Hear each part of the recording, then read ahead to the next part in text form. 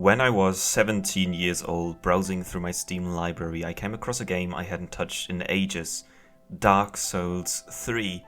Remembered all the joy the game used to bring me when I was younger, and I kinda wanted to dive back into it, explore the dying world of Lothric with new eyes, to see if I would still enjoy it in the same way. And so I clicked play, watched the game open, and was greeted by this.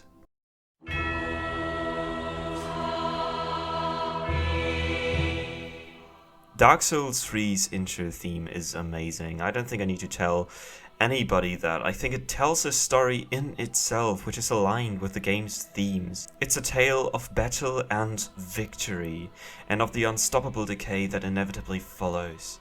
The first part of the song seems like it builds up to something majestic, something beautiful, and then all dies in this melancholy, in this final melody that seems like a cry. And it's just gorgeous, honestly.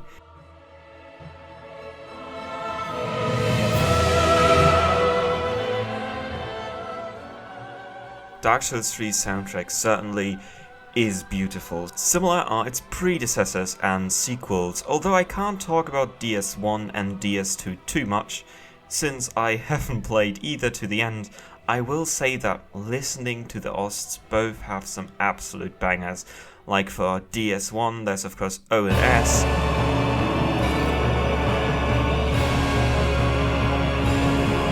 Sif. And of course, well.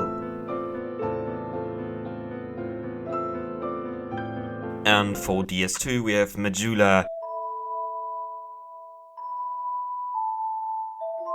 And Sin, the slumbering dragon.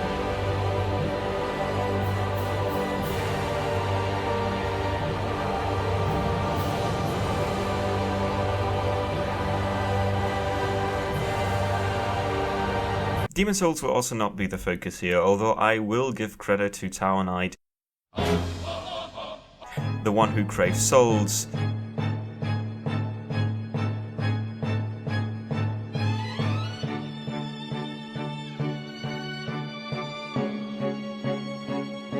and the main theme of the remake, which is, in my opinion, the only song in the remake that actually sounds a lot better than in the original. Because, you know, it's epic, and I think it fits. I just think it fits. Please don't dislike. But now let's get to the real meat of the video, starting with Bloodborne. Bloodborne is what I think the Souls game with the highest banger to non-banger ratio. It sadly doesn't have the biggest soundtrack, but still one that I always enjoy listening to. Hunter's Dream is amazing, both versions. My favorite hub song, probably. Both are soothing, but have that sad, mysterious edge that defines Bloodborne. And when we start talking bosses, shit is getting real. Gascoigne in his second phase is so loud, is so awesome as he chases you down. I love it. The song itself kinda sounds like slicing into something, I think. Miguelash is also great. I genuinely wished more piano was used in FromSoftware themes. It always seems to give them quite a bit of personality. Here, with Miguelash, the piano sounds like what a madman would play. I think it works really well, even though the boss is a piece of shit and I hate him, and hope that Kepler22b crashes on his ass, and of course the DLC boss themes are great too. Ludwig is soothing and menacing. Lady Maria is awesome. And it all crescendos in the last fight against German, whose theme doesn't sound harsh or malevolent, but sad in a beautiful way. And I could keep talking, but I kinda want to move on to the next game, so let me just say, Cleric Beast,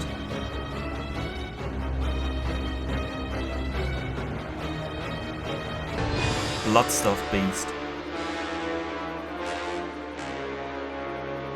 and Martyr Lugarius are also great. I think Dark Souls 3 has one of the most interesting soundtracks in Souls history. It introduces a change in style that I think is at the same time a blessing and a curse, and that is choir music. Wherever you look, I think DS3's soundtrack is by far the one with the least instrumental variety.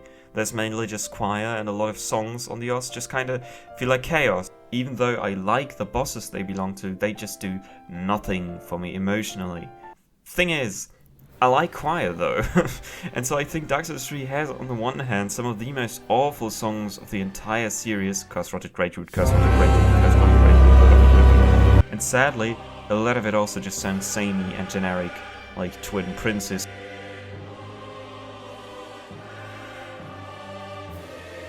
Or Pontiff Sullivan.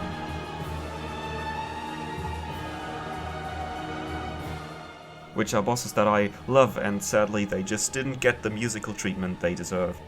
But, on the other hand, it also features some of the best songs I have ever listened to.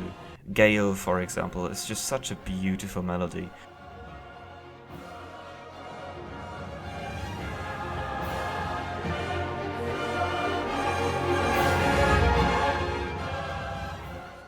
I can't get enough of it. Same goes for the main menu theme, as mentioned in the beginning. When choir works, it works. And of course there's a nameless king, who finally hits you with some interesting instrumentation.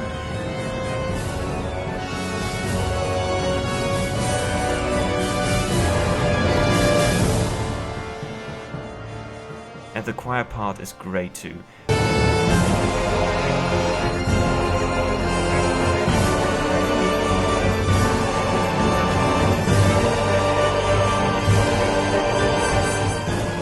Makes you wonder why a lot of the songs turned out so poorly and generic. Medea, Firelink Shrine, and Soul of Cinder are also great though.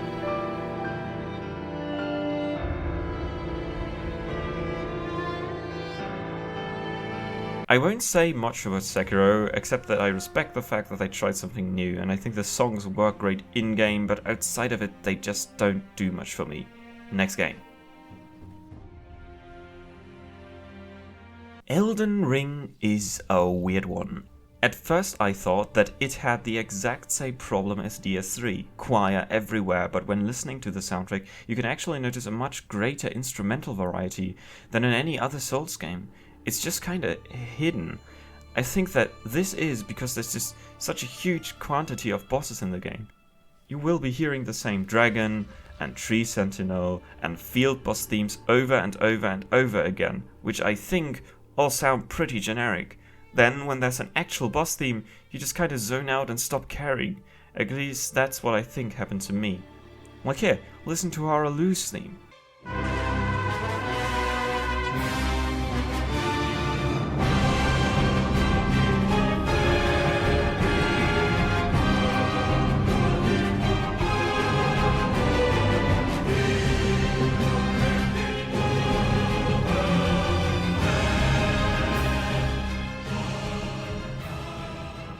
It's memorable, it's cool, it's what I want, and I didn't realize that in game. How? Am I just an idiot? Probably. Same goes for Melania.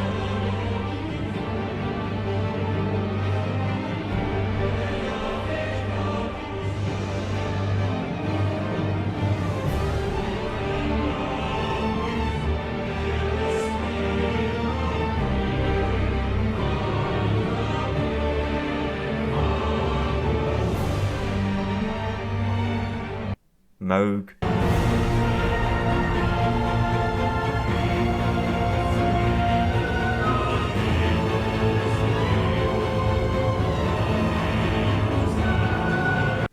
And Godric. I also like the exploration themes, but not outside of the game. And now, the grand finale. Shadow of the Erdtree is From Software's musical masterpiece. So many of these songs play around with different instruments, especially strings. We finally get some more creative violin and bass usage. Thank God. Songs in the DLC generally don't feel generic at all. They all have their own unique twists. And hey, I actually listen to the Graveside Plain theme outside of the game. It's just great.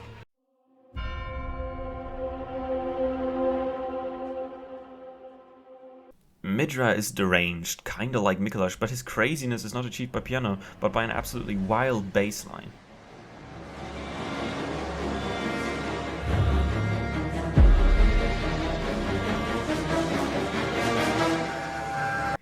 Erdtree Avatar is sad. He's just sad. That's like his gimmick.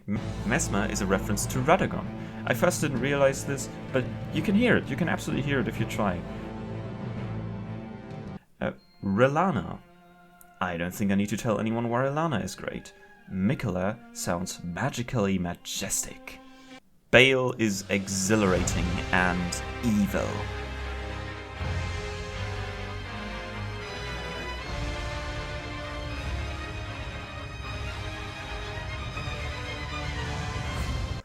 And Putrescent Knight is absolutely beautiful.